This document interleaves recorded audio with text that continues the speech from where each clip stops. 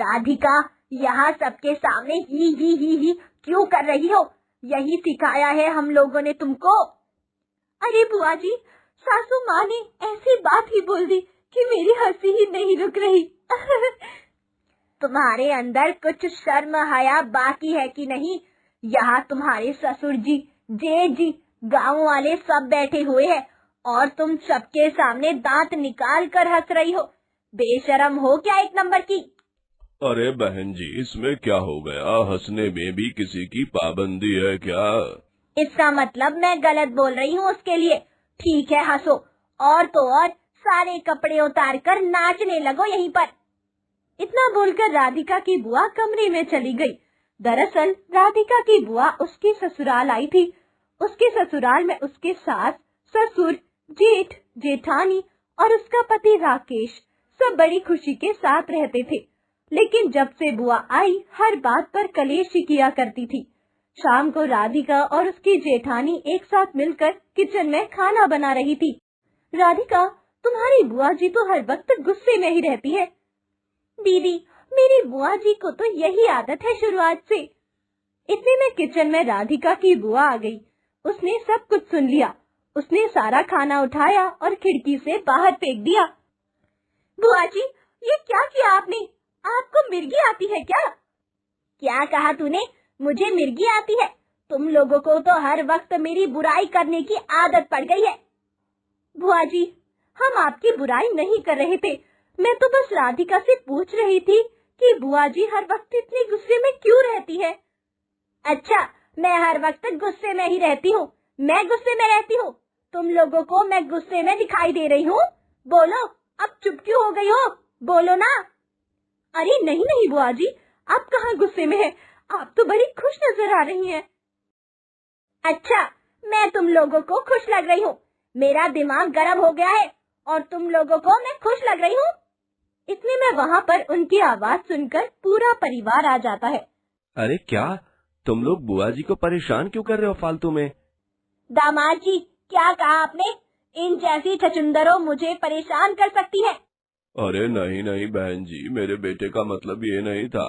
चलिए, बाहर कुछ मेहमान आए हैं, उनसे बात करते हैं। अच्छा, आपको क्या लगता है मैं बहुत बड़ी बातनी हूँ?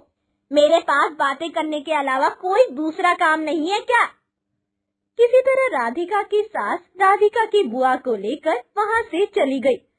भैया, माफ कर दीजिए, खाना बनाने में फिर से 1 घंटा लग जाएगा क्योंकि बुआ जी ने गुस्से में सारा खाना उठाकर बाहर फेंक दिया। बुआ जी की तरफ से मैं आप लोगों से माफी मांगती हूँ। अरे नहीं नहीं राधिका, तुम क्यों माफी मांग रही हो? अरे उनका नेचर ही कुछ ऐसा है। तुम लोग खाना बनाओ, हम लोग चलते हैं। चलो राकेश, चलिए पिताजी। सब लोग वहाँ से चले गए। उसके बाद दोबारा देवरानी जेठानी ने खाना बनाना शुरू किया और 1 घंटे बाद खाना बनाकर तैयार हो गया। सब लोग बैठकर खाना खाने लगे। सबको खाना बहुत पसंद आया। हमारी दोनों बहुएं खाना बड़ा स्वादिष्ट बनाती हैं। हम बहुत खुश नसीब हैं। हमें दोनों बहुएं ही बहुत गुणवान मिली हैं। ज्यादा अपनी बहुओं की तारीफ नहीं करनी चाहिए, वरना ये सिर पर बैठ जाएंगी। और खाना तो अच्छा बनाना ही चाहिए, इसमें कोई बहुत बड़ी बात थोड़ी ना है। हम सभी औरतें खाना अच्छा ही बनाती है, भला कोई गंदा खाना क्यों बनाएगा, बताओ? हाँ, बात तो आपने बिल्कुल ठीक ही कही है बहन जी। इस धरती की सभी महिलाएं बहुत स्वादिष्ट खाना बनाती हैं, इसमें कोई दो राय नहीं। क्यों, आपने सभी औरतों के हाथों का खाना चख लिया है क्या? बहन जी, अपने पति को समझा लो। मुझे लगता है ये हर रोज नई नई औरतों के हाथ का खाना खाते जाते होंगे कहीं। अरे नहीं नहीं बहन जी, जब से मेरी शादी हुई है तब से इन्होंने मेरे अलावा किसी दूसरी औरत की तरफ आंख उठाकर भी नहीं देखा। अरे नहीं नहीं बहन जी, मेरा ये मतलब नहीं था। इसका मतलब सिर्फ आपके ही पति अच्छे हैं, बाकी सबके पति बुरे हैं। हम सबके पति क्या दूसरी औरतों को ताड़ते रहते हैं? अरे नहीं बहन जी, हमारे कहने का ये मतलब नहीं था। खैर, सब लोगों ने मिलकर खाना खाया और सोने चले गए। ऐसे ही हर दिन चलता था। सुबह से लेकर रात तक राधिका की बुआ उस घर में कलेश किया करती थी, लेकिन ससुराल वाले राधिका की वजह से उन्हें कुछ भी नहीं कहते थे, क्योंकि राधिका बहुत ही सीधी सादी और संस्कारी लड़की थी। फिर एक रोज राधिका, कल एक बहुत बड़े बिजनेसमैन को अपने घर इनवाइट किया है। वो एक बार बस हमारे परिवार से मिलना चाहते हैं। अगर उन्हें सब कुछ ठीक लगा तो लाखों का टेंडर वो मुझे दे देंगे। ये तो बहुत अच्छी बात है। राधिका की बुआ ये सब सुन रही थी। ये लोग अपने घर में अनजान लोगों को बुला बुलाकर उनकी खूब सेवा करते हैं, खूब तारीफें करते हैं, लेकिन खुद की बुआ इस घर में बैठी है, उसकी कोई तारीफ नहीं करता। आने दो उस बिजनेसमैन को। अगले दिन राकेश के घर एक बहुत बड़ा बिजनेसमैन आदित्य ओबेरॉय आया। राधिका और उसकी जेठानी मिलकर उनके लिए अच्छे अच्छे पकवान बना कर लाई। आप लोगों के घर में सब बहुत ही प्यार से मिलजुल कर रहते हैं। मैं जिसके भी घर जाता हूँ देखता हूँ देवरानी जेठानी अलग हो चुकी होती हैं, लेकिन यहाँ तो कितने प्यार से दोनों लोग रह रही हैं। और नाश्ता भी आप लोगों ने बहुत स्वादिष्ट बनाया है। भाई साहब, बंटवारा करके क्या फायदा? अगर परिवार एकजुट होता है तो उसमें बहुत बड़ी ताकत होती है। ये बात आपने बिल्कुल सही कही। इतने में वहाँ पर राधिका की बुआ आ गई। ये बड़े बड़े लोग मीठी मीठी बातें करके लोगों के घर खाना खाने चले जाते हैं। इनके पास और कोई काम धंधा नहीं है।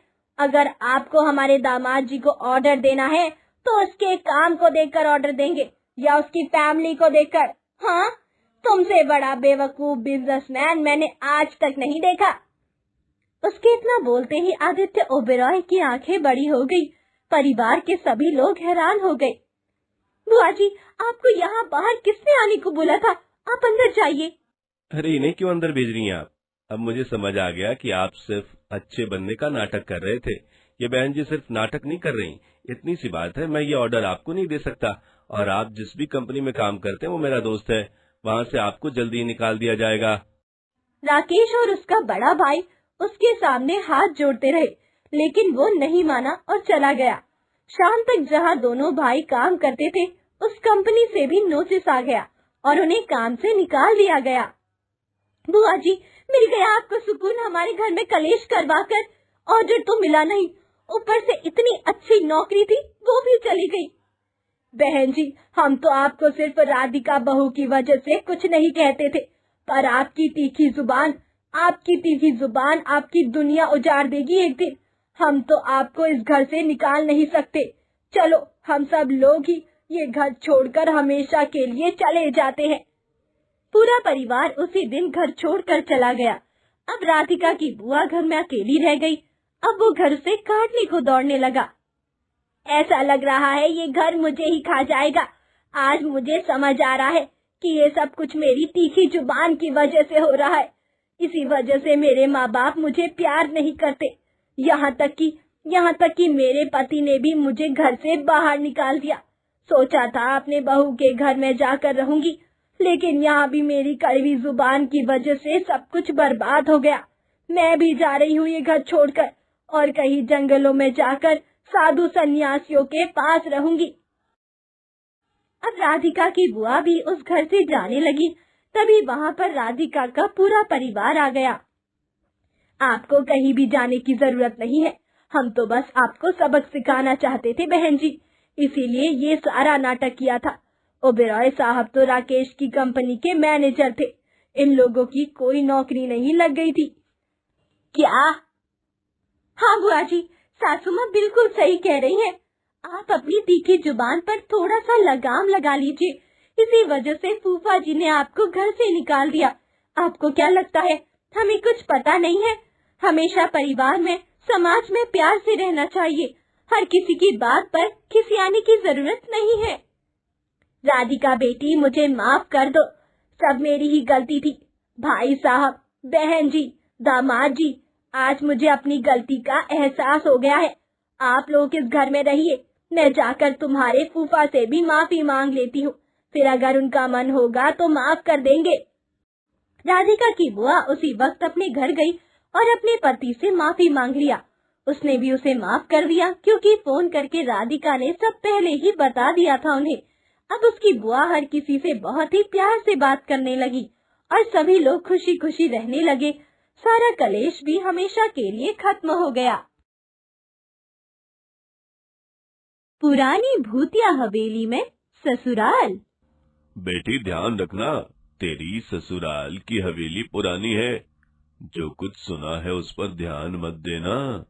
पापा, उस भूतिया हवेली के रहस्य को सुलझाने के लिए ही तो मैंने शादी के लिए हाँ की है। शांति ने हिम्मत बटोरी और ससुराल चली गई। जब शांति ससुराल पहुंची तो हवेली का दरवाजा अपने आप चरमराते हुए खुला। अंदर घना अंधेरा और दीवारों पर मकड़ी के जाले थे। ससुराल में सास, ससुर, देवर, ननद और उसका पति था। ये जगह तो सच में डरावनी है। क्या हुआ शांति? ये जगह तो तुम्हारे नाम से बिल्कुल मैच कर रही है। यहाँ चारों तरफ तुम्हें शांति ही शांति मिलेगी। आप इस तरह भयानक आवाज में क्यों बोल रही हैं? डरिए मत, अंदर चलकर लाइट ऑन कीजिए। अंदर जाकर उसके पति ने लाइट ऑन की, फिर भी ज्यादा रोशनी नहीं हुई। लाइट ऑन होने पर शांति ने अपने ससुराल वालों को देखा। वो लोग बहुत अजीब लगे। सास की आंखें हमेशा लाल रहती थी और ससुर हर वक्त घड़ी देखते रहते थे। ससुर जी, घड़ी में क्या देख रही है? ससुर ने घूरकर शांति को देखा, जिससे शांति डर गई क्योंकि उसकी आंखें बहुत लाल और खतरनाक थी। तुम डरो मत, वैसे भी विदाई होने में बड़ा वक्त हो गया है। चलो हम लोग सुहाग रात मनाते हैं। पहली रात शांति अपने कमरे में सोने गई। आधी रात को उसे किसी के चलने की आवाज सुनाई दी। उसने खिड़की से झांक कर देखा तो एक साया आंगन में घूम रहा था। ये क्या है? कौन है वहाँ? उसके इतना बोलते ही वो साया गायब हो गया। अगले दिन उसने अपनी सास से पूछा, माँ जी, रात को कोई आंगन में घूम रहा था। यहाँ सवाल मत किया करो, जो देखा है उसे भूल जाओ। कैसे भूल जाऊं मैं? उसकी सास ने शांति को गुस्से से घूरा, फिर अचानक उसके बालों को पकड़कर दूर फेंक दिया, जिससे वो दीवार में जाकर भिड़ गई। सास ने अपने पूरे बाल खोल दिए और शांति की टांगे पकड़कर पूरे घर में नाचने लगी, पंखे की तरह। अरे सासू माँ, पागल हो गई हो क्या? छोड़ो मुझे, छोड़ो। उसकी आवाज सुनकर वहाँ पर उसका पति और ससुर भी आ गए, लेकिन अब सब कुछ नॉर्मल हो चुका था। क्या हुआ शांति? अरे बेटा, यहाँ सब लोग शांत ही है। मैं तो बहू से बस ये कहने आई थी कि वो सामने वाले कमरे की तरफ भूल कर भी मत जाना। आखिर क्यों नहीं जा सकती मैं उस कमरे में? अब इस घर पर मेरा भी हक है। उसके इतना बोलते ही उसके सास, ससुर, देवर, ननद और पति की आंखें लाल हो गई। तभी वो सब दीवार पर चलने लगे। उसकी सास चलते चलते छत में चिपक गई और खतरनाक हंसी हंसने लगी। ये देखकर शांति के तो रोंगटे ही खड़े हो गए। उसने डर की वजह से अपनी आंखें बंद कर ली। बचाओ, बचाओ, अरे कोई बचाओ, इस घर में तो सच में भूत रहते हैं। मेरी भूतों से शादी कर दी मेरे माँ बाप ने, बचाओ। शांति, तुम क्यों चीख रही हो? आंखें खोलो, मैं तुम्हारा पति हूँ। शांति ने आंखें खोली तो फिर से सब कुछ नॉर्मल था। लगता है बहू ने कोई बुरा सपना देख लिया है। अब चाहे कुछ भी हो जाए, मुझे उस कमरे का रहस्य खोलना ही पड़ेगा। शायद उस कमरे की वजह से ही मेरे ससुराल वाले अजीब अजीब हरकतें करने लगते हैं। रात में जब सभी लोग सो गए, तब शांति ने उस रहस्यमयी दरवाजे से झांकने की कोशिश की, तो अंदर किसी ने उसका हाथ पकड़ लिया। बचाओ, वहाँ कोई है, बचाओ। सास और ससुर दौड़ते हुए आए और गुस्से में बोले, हमने तुम्हें मना किया था ना, उस कमरे के पास मत जाना। लाख बार मना किया था, फिर भी तुम वही काम करती हो। अभी कुछ हो जाता तो? अरे लेकिन कब तक ये कमरा आखिर बंद पड़ा रहेगा? कभी तो इसका राज खोलना पड़ेगा ना। वक्त आने पर सारे राज खुल जाएंगे बेटा। शांति बहुत डर चुकी थी, इसीलिए वो अपने कमरे में जाकर सो गई। पर जैसे ही उसकी आंख लगी, वैसे ही शांति को एक सपना आया। उसने देखा कि हवेली में एक बूढ़ी औरत काले कपड़ों में घूम रही है और कह रही है, ये हवेली मेरी है, इसे कोई नहीं ले सकता। सपने से जागकर शांति पसीने से तरबतर हो गई। शांति उस रात सो नहीं पाई। शांति को धीरे धीरे ससुराल वालों का व्यवहार और अजीब लगने लगा। उसकी सास रात को अजीब मंत्र पढ़ती थी। देवर छत पर जाकर चुपचाप सीटी बजाता था और उसका पति हर वक्त चुप रहता था। उसका पति बस उसी वक्त बोलता था जब शांति डरकर चिल्लाने लगती थी। क्या ये लोग किसी भूत का शिकार है या इन्हें कोई मानसिक बीमारी है? हाँ। एक रात शांति को ऐसा लगा जैसे कोई उसके कमरे में घुस आया है। उसने देखा कि एक परछाई उसके बिस्तर के पास खड़ी है। कौन है? मैंने कहा मेरे बिस्तर पर कौन है? शांति ने उस साये को पकड़ने की कोशिश की, पर इतने में वो गायब हो गई। उसके बाद शांति ने तय किया कि या तो वो इस हवेली का राज पता करके ही रहेगी। अगले दिन उसने अपनी ननद को बुलाया। ननद जी, सच सच बताओ, इस हवेली में क्या हो रहा है? भाभी मत पूछो, इस हवेली में रहना आसान नहीं। शांति को अब और भी डर लगने लगा। ठीक है, कोई भी मेरी मदद मत करो। अब जो करना है मैं अकेले ही करूंगी। अगली रात शांति ने उस बंद कमरे में झांकने की ठानी। उसने रात के वक्त दरवाजे को खोलने की कोशिश की। जैसे ही दरवाजा खुला, अंदर से रोशनी की लकीर बाहर आई। अंदर उसने देखा कि पूरा परिवार वहां बैठा है। उसने कुछ सुन लिया और अच्छा, तो ये बात है, अब बताती हूँ इन लोगों को अच्छे से। अगली सुबह शांति अपने पूरे परिवार के लिए चाय नाश्ता बनाकर लाई। वहाँ पर उसके सास ससुर, ननद, देवर, पति सब बैठे थे। बहू, तेरे हाथों की चाय बड़ी स्वादिष्ट होती है। इतने में शांति ने घूर कर अपनी सास को देखा। शांति की आंखें खून जैसी लाल हो चुकी थी। उसकी सास को अजीब लगा। इतने में शांति ने अपनी सास के बाल पकड़े और उसे गोल गोल नचाने लगी। छोड़ो मुझे, छोड़ो। भाभी, ये क्या कर रही हो? छोड़ो माँ को। अच्छा, अब तू मुझे बताएगी कि किसको छोड़ना है और किसको पकड़ना है। अब शांति ने दूसरे हाथ से अपनी ननद के भी बाल पकड़ दिए और दोनों को ही लट्टू की तरह पूरे घर में नचाने लगी। काफी देर तक नचाने के बाद उसने दोनों को छोड़ दिया, जिससे वो दीवार में जाकर भिड़ गई। फिर वो अपने पति की तरफ देखने लगी। उसका पति धीरे धीरे पीछे की तरफ खिसकने लगा। कहाँ जा रहे हो पति देव? मेरे प्यारे पति देव, तुम्हें प्रसाद न दूं, ऐसा कैसे हो सकता है? तुम्हें दीवार पर चलने का कुछ ज्यादा ही शौक है ना? आज मैं चलाती हूँ। अरे क्या हो गया? तुम्हें पागल हो गई हो क्या? इतने में शांति ने अपने पति की टांग पकड़ी और दीवार में भीड़ दिया, जिससे उसकी पैंट उतर गई। उसका पति वहाँ से भागने लगा। इतने में उसने अपने पति को खोपड़ी पकड़ी और पंखे की तरह नचाने लगी। उसका देवर और ससुर ये सब देखकर घर के बाहर की तरफ चुपके चुपके निकलने लगे।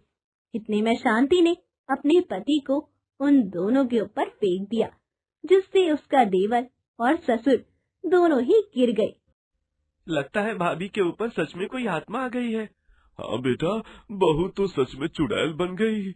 हम ज्यादा देर इस घर में नहीं रह सकते। चलो भागो यहाँ से, कोई तांत्रिक बुलाकर लाते हैं। सारे लोग उठकर घर के मेन दरवाजे की तरफ भागने लगे, लेकिन तभी उनके सामने शांति आ गई और दरवाजा बंद कर दिया। शांति बहुत ही खतरनाक हंसी हंसने लगी। क्या हुआ?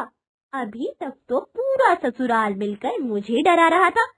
कोई कह रहा था इस कमरे में मत जाओ, कोई कह रहा उस कमरे में मत जाओ, कोई कह रहा सवाल मत पूछो। जब खुद पर आई डर के मारे कांपने लगी ना। शांति, इस घर में कोई भूत प्रेत नहीं है। उस कमरे के अंदर हमने बहुत बड़ा स्टेज बनाकर रखा है। वहाँ हम लोग मिलकर ड्रामा करते हैं, नाटक खेलते हैं।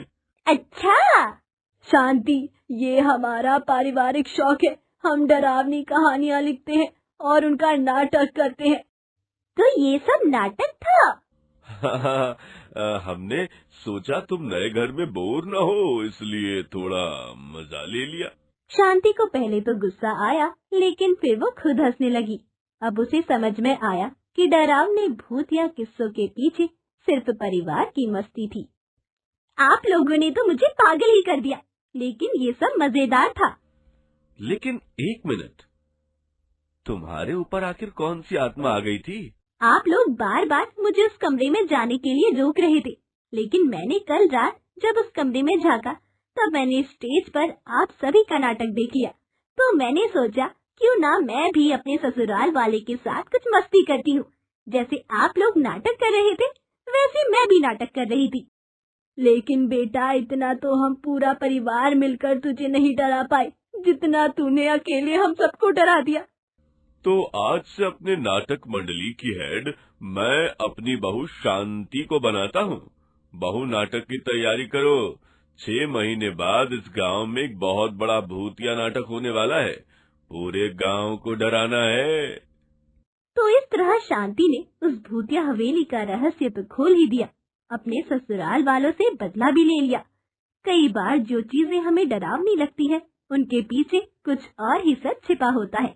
शांति की ये कहानी हमें सिखाती है कि सच्चाई का सामना करना हमेशा जरूरी है, क्योंकि हर डर के पीछे एक हंसी छुपी हो सकती है।